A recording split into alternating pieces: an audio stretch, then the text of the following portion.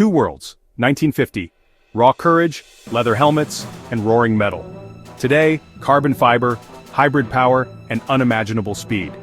Formula One has always chased one thing: to be the fastest.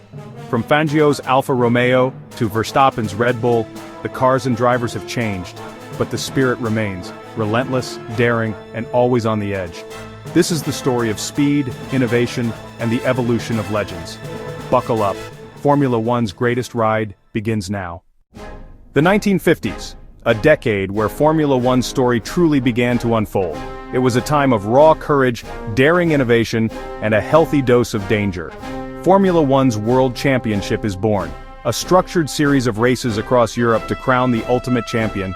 Cars are simple front engines dominating the landscape, roaring beasts of metal and fire, skinny tires offering minimal grip on the unforgiving tarmac, drum brakes barely adequate for slowing these speeding bullets, and no aerodynamics.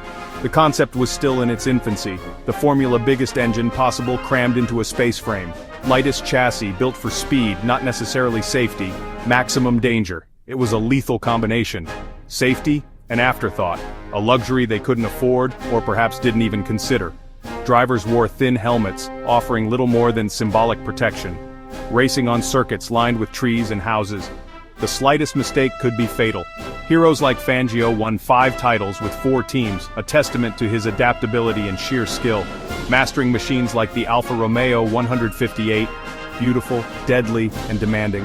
These cars required immense strength and precision. Every race was a gamble with fate. The odds were always stacked against the drivers.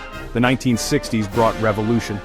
Cooper moved the engine behind the driver, a radical shift in design philosophy, transforming car balance and agility.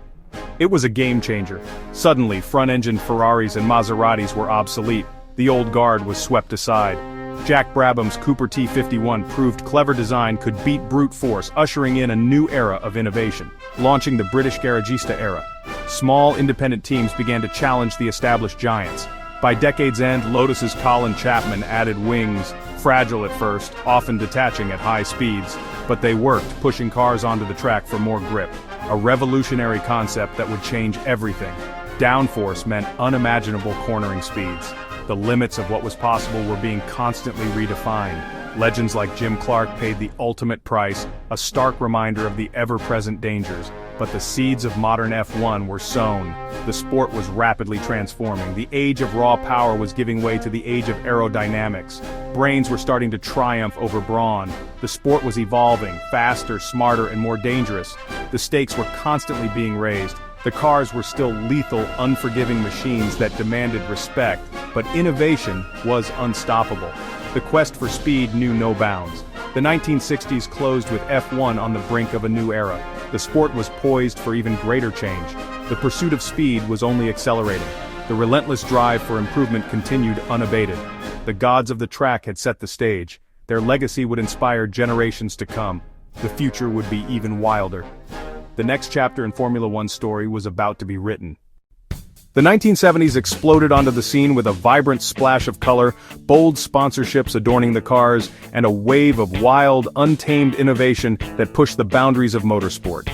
It was a decade of daring experimentation and a relentless pursuit of speed. Cars sprouted giant airboxes like gaping mouths gulping for air, and ever bigger wings reaching for the sky, all in the name of harnessing the invisible forces of aerodynamics. The relentless quest was always about chasing more power from the engines and finding every last ounce of grip on the track. Drivers transcended their roles and became true rock stars. Think of James Hunt's flamboyant flair contrasting sharply with Niki Lauda's almost robotic, icy precision. Their legendary rivalry, a clash of personalities and driving styles, truly defined the decade, captivating audiences worldwide. It was a time of raw emotion, exemplified by the brutal, yet undeniably beautiful machines that they drove with such skill and courage. While safety standards were gradually improving, the inherent danger of the sport remained a constant, lurking presence. Niki Lauda's horrific, fiery crash at the Nürburgring in 1976 served as a stark and unforgettable reminder of that ever-present risk.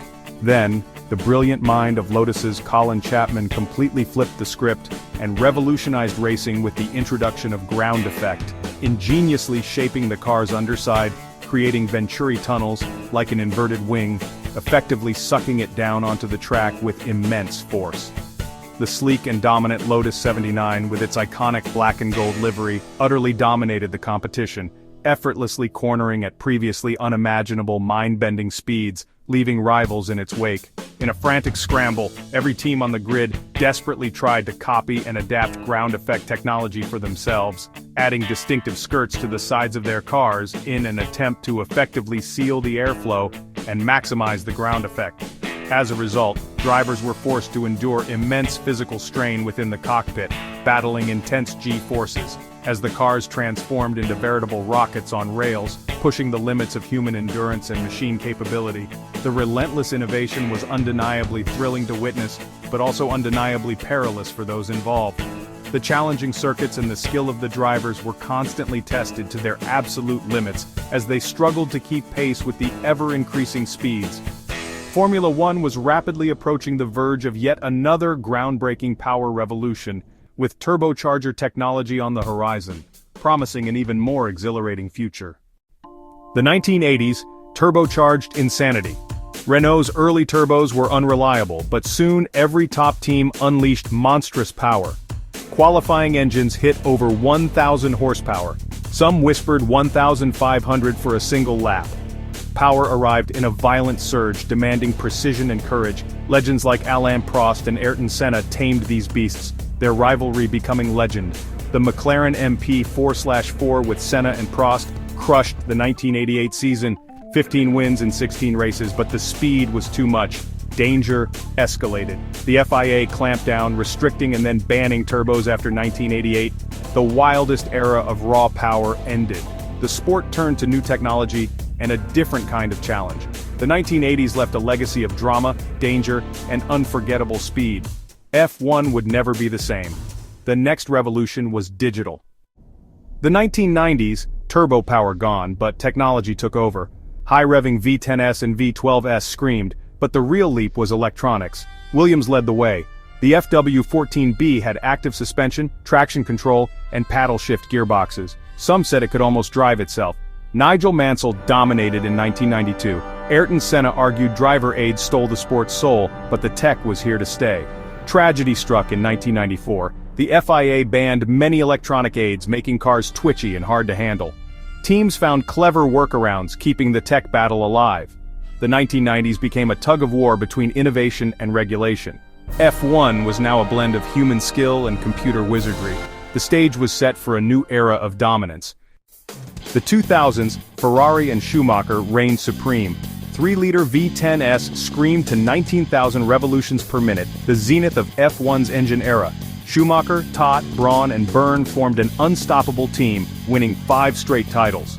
The Ferrari F2004 was perfection, 15 wins in 18 races, Schumacher taking 13.